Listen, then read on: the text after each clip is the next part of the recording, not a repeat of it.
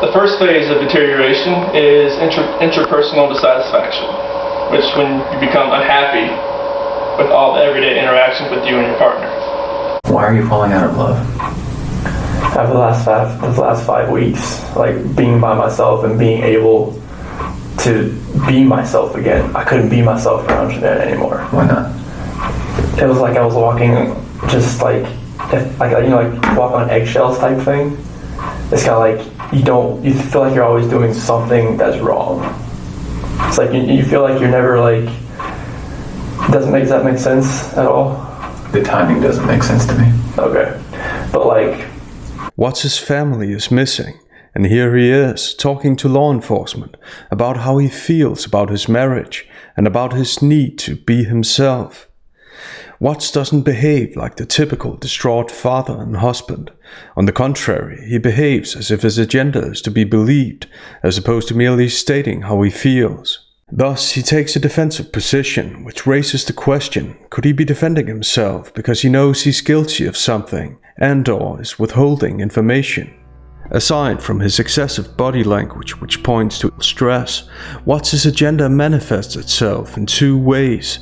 Firstly, he's desperate for Coder's acknowledgement, because he stops what he's saying, pauses, and then asks if that doesn't make sense at all. it's like you feel like you're never like, does that make sense at all? Secondly, he shifts from the pronoun I to you, generalizing his alleged feelings and thus making them more relatable potentially. You feel like you're always doing something that's wrong. As if he's not the only one with these experiences. It's like if you can't be yourself around your wife, who can you be yourself around? What do Watts' speech pattern and word choice tell us about him and so many other criminals? What make Watts' statements deceptive and unnatural? If you like the video, click the like button and subscribe for more. What about the girls? Bella and Celeste are the light of my life. I'd do anything for those girls. I'd step in front of a bullet, step in front of a train for those girls.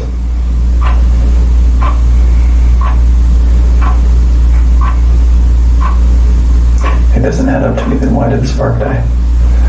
The relationship between me and Shanann has nothing to do with the love I have for these girls. I mean, the love for these girls, they're the light of my life. I would do anything for them. Mm-hmm. Distancing language is used to psychologically distance oneself from a statement. The use of distancing language is primarily subconscious, as a means to disengage oneself from acts or ideas that conflict with their personal values, beliefs, or agenda in a given situation, like an interrogation. It's often used to identify if a person's lying. Watts repeatedly uses this language when referring to his family. I'd do anything for those girls. Subtle and many times important details like these should be noted in a formal analysis, because it could point to the suspect distancing himself from his experiential memory, his knowledge about his crime. In that sense, distancing language can be an act of self-deception. Demonstrative determiners, such as that and those, illustrate a physical or psychological distance between the object and the speaker. The demonstratives, this and these, refer to an object that's close to the speaker. Thus, it's worth noting that it's only when he points to the picture of his daughters that he shifts from those to these, the picture being the object that's close to him. Other times, he keeps saying those, even though the picture's right there in front of him. I love those kids. With all my heart. Those are my life. I helped make those kids. Twice, Watts claims they're the light of his life, a somewhat pretentious phrase that sounds rehearsed, as it appears to be his go-to response when asked about his children. The light of my life. They're the light of my life. I'm going to ask some kind of tough questions about your relationship with your kids. My kids are my life. I mean, those smiles light up my life. This isn't the only example of overcompensating language, because there's a discrepancy between Coder's short and simple question and Watts' dramatic statements about what he'd do for them. What about the girls? I'd step in front of a bullet, step in front of a train for those girls. Same as when he uses emotional and dramatic words, but can't find appropriate facial expressions to go with them. And it was just a traumatic night trying to be here. It's just earth-shattering. I don't feel like this is even real right now. It's like a nightmare that I just can't wake up from. I want her back so bad. I want those kids back so bad. Like, I would do anything for them. But me and Shanann talked about, like, if we separated or if we stay together, like, what's best for the kids? Like, do we stay together for the kids? That, you look it up, it doesn't work that way. Like, it might cause more issues for the kids later on down the road with their psyche or personality or something. They know when they get older, they see, like, oh, mom and dad don't sleep in the same room anymore, like, what's going on, type thing. Okay. The fact that Watt sounds concerned about his children's well-being is cynical when considering what he did just hours before this interrogation, because the last thing he worried about was their psyche and personality. This speaks to a very dark side of Watts' personality, the fact that he's able to sound caring and concerned while being anything but, all because of the perception he wants people to have of him. A few quotes that I've done research on from Elaine Schoenberg: all relationships problems stem from poor communication skills, which is very true. Sometimes when you have children and your relationship starts to deteriorate, a child could help repair it. I once heard a psychologist make a brief but profound statement about the important distinction between a person's deeds and motivations or intentions. How a person can do good deeds in the eyes of the world, but have self-serving or downright evil motivations for doing them. I then started to think about the implications of this. In Denmark, which is where I'm from, one of the most notorious psychopathic criminals, nicknamed Amagermanden, used to be a soccer coach for children from somewhat rough neighborhoods. It's Denmark, so there's a limit to how rough neighborhoods can be. Parents praised him for being kind and caring. However, this is where people often confuse the deed with the motivation, because they always want to see the good in people. Because the truth is, he could have had all kinds of motivations for coaching that have nothing to do with empathy or caring. His motivation could have been to be seen by people, to be admired, or having power over the minds of young people. This goes for many other activities and professions as well. Does the self-proclaimed philanthropist really love people, or does she only claim to because she wants to be seen as a good person, make money, etc.? Are the pastor's intentions always pure, or is he more interested in the power he has over people in his congregation?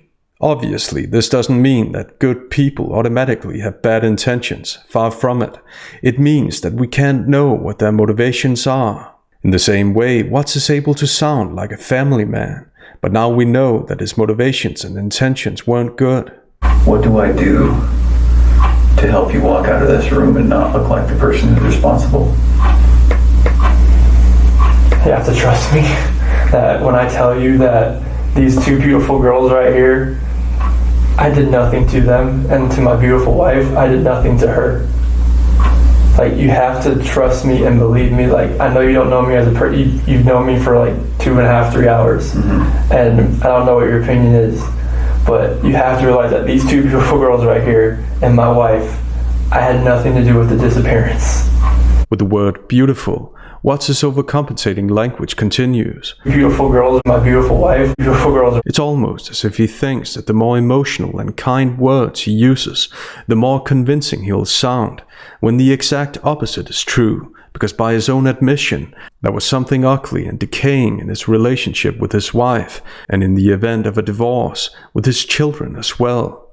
The adjective beautiful disguises that truth. I don't know what your opinion is, Watts says, showing that he's highly self-aware, aware of giving Coda the right impression of him. You have to, he keeps underlining, commanding Coda to believe him without giving him a reason to, as he doesn't have an alibi. You have to trust me. Like, you have to trust me and believe me. Like, you have to realize that. With his behavior, Watts seems more concerned with defending and protecting himself than finding and thus protecting his missing family. Very uncharacteristic of innocent people at the initial stage in a search. At this stage, most parents and spouses don't care what anybody thinks about them, not even law enforcement. Here, Watts calls it disappearance, which isn't suspicious. Next, however, he's about to unintentionally give the impression that he knows more than he lets on. Let's watch. Like, they vanished, they were taken, someone has taken them, they're safe somewhere, we don't know. I had nothing to do with this act. of like evil, cruelty, whatever has happened here. By quickly adding, or whatever's happened here, and saying they're safe somewhere we don't know, Watts almost manages to give the impression that he doesn't know what's happened. However, that doesn't change the fact that the syntactic focus in his utterances is, with this act of like evil, cruelty. Who said anything about evil and cruelty? It's as if this is Watts' experiential memory speaking, what he knows he's done, memory he can't distance himself from any longer, and memory that's close to him in a psychological sense, because he says this. With this act. Watts continues with his overcompensating, rehearsed phrases. Just seeing that picture, like, I need them, I want them just to run through that front door and just grab me, or just just tackle me, knock me to the floor, bust my head, I don't care. The amount of love I have for my family is exponential, and it's never going to die. Again, a person can make one loving and powerful statement after another. It doesn't mean there's any truth to them. Why not? Because we can't read motivations and intentions from a person's nice speeches or deeds. And what is Watts' intention with his nice speech? To be believed, to save himself. His intention is as self-centered and self-serving as it gets. Because the truth is, Watts is the one who decided to make the love die. In that sense, it's telling that this verb is on his mind. It's never going to die. And keep channels of communication open. Always disclose your feelings. Don't keep things bottled up. So how does a pathological liar like Watts react when the agents don't believe him? And what do his reactions tell us about him? Let's watch. So, it was completely clear that you were not honest during the testing, and I think you already know that. You did not pass the polygraph test. Okay. Okay. So now we need to talk about what actually happened. And I feel like you're probably ready to do that. I didn't lie to you on that polygraph, I promise. Chris, I know. Stop. It's time. Just stop for a minute. Take a deep breath. I want you to take a deep breath right now. With the words, I feel like you're probably ready to do that. Lee expects agreement from Watts, but not in an angry way. In most cases, being forthcoming is the first interrogation tactic to get a suspect to confess, because an angry tone will make suspects more defensive and obstinate. And I can just tell on your face, I could tell from the second you walked in that you were wanting to just come clean and just be done with this. And I appreciate that because you knew sitting down in that chair that you weren't going to pass today, and you knew I was going to find out because I told you that. And then you continued to stay knowing that you could, at the end, say, you know what, I just need to get this off my chest. Like, I just need to tell you what happened. Lee's directing Watts to confess by praising him. And I appreciate that. Logically, she can't say that she appreciates it, because she can't know that this was Watts' intention. On the contrary, Watts has told so many lies that it seems unlikely that his intention was to come clean. It's a tactic, and tactics aren't about logic or truth. They're about getting the suspect to confess. I know you want to tell us. I can see it in your face. In a situation like this, agents have to balance between acting polite and forthcoming, and letting the suspect know that there's no way out, sounding nice and strict at the same time. We see that balance or tension next. Holding this lie in is going to do nothing for you. I know this. Like, okay. I'm not like trying to like cover things up. Like, yeah, but you kind of are because it's normal. Normal people would do that. Normal people that make a mistake initially are going to go, I don't know what you're talking about. I didn't do anything. That's normal. I would expect that. That's a natural reaction that someone's going to initially lie about something like that and then eventually tell the truth. So this is your eventually telling the truth time. It's worth noting how fast Lee goes from saying that Watts is kind of covering things up to saying how normal she supposedly thinks it is. If she'd continued accusing Watts, the chances that this conversation would have escalated into an unproductive discussion would have been greater.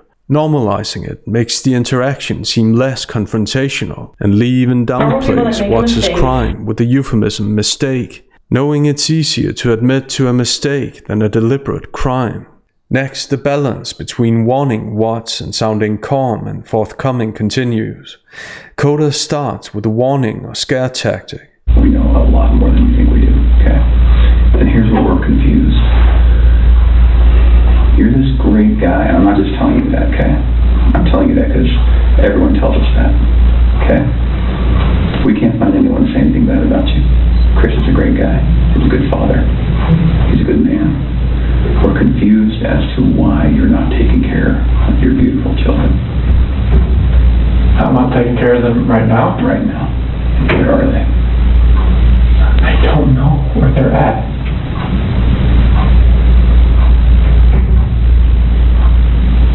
I do not know where they are at. If I could have my babies back home right now, I would. I want them back. I want everybody back.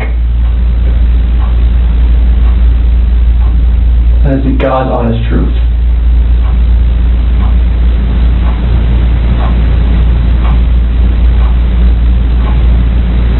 Watts' first denial is low-key and unassertive. I don't know where they're at.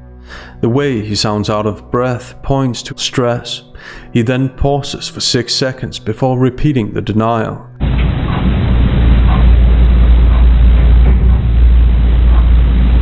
I do not know where they are at. However, what's changed since his first denial? Nothing, except he now avoids contraction by saying "do not know." This, along with the pause, repetition, and micropause between the grammatical subjects I and they, indicate that he's rehearsing a more assertive way of denying. I do not know where they are at.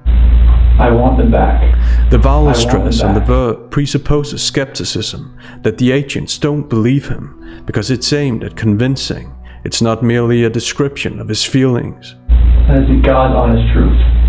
In statement analysis, it's recognized that certain people, typically deceptive people, use mild oaths and idioms to make their statements sound more convincing and to sound innocent and/or righteous, whereas other people, typically truthful people, don't evoke divine witnesses, but rely on the facts of the case to clear their name. Deceptive suspects are more likely than truthful people to say "I swear" on God and also God's honest truth. This isn't to say that any time a suspect says "I swear," they're lying. It should be understood in the sense that oaths make suspects seem overly convincing, overly persuasive, which raises questions like, why are they being overly persuasive? Is it possible that they know more than they're letting on? What's noteworthy about Watts' use of oaths is that he portrays himself as a man of faith. However, since he's obviously willing to lie in the name of the God he claims to believe in, how can people believe that he believes in anything?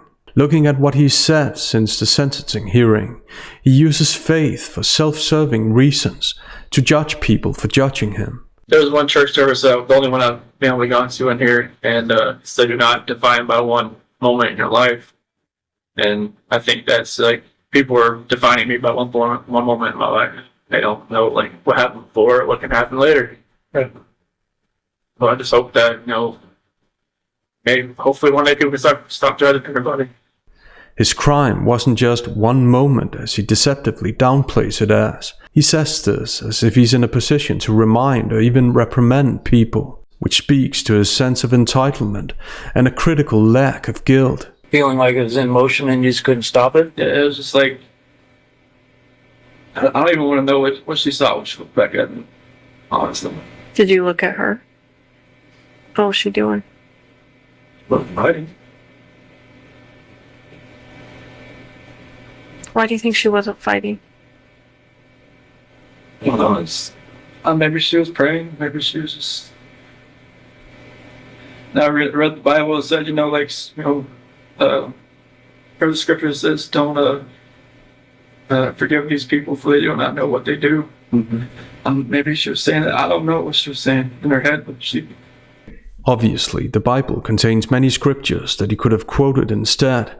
However, he chooses this particular scripture, most likely because he can use the scripture, or his self-serving interpretation of it, to imply that he didn't know what he was doing. It's just like I couldn't let go. It was like somebody else, like if you picture somebody else around you, holding your hands, holding you, keep you from not letting go. Thus, it's also implied that he should be forgiven. What is the embodiment of the expression, det stille vand har den dybe grund, or in English, still waters run deep? And by looking at his word choice and speech pattern, we find out how deep the waters really run. See you next time. And in conclusion, I'd like to say that relationships are hard, but they're worth it in the end. Thank you.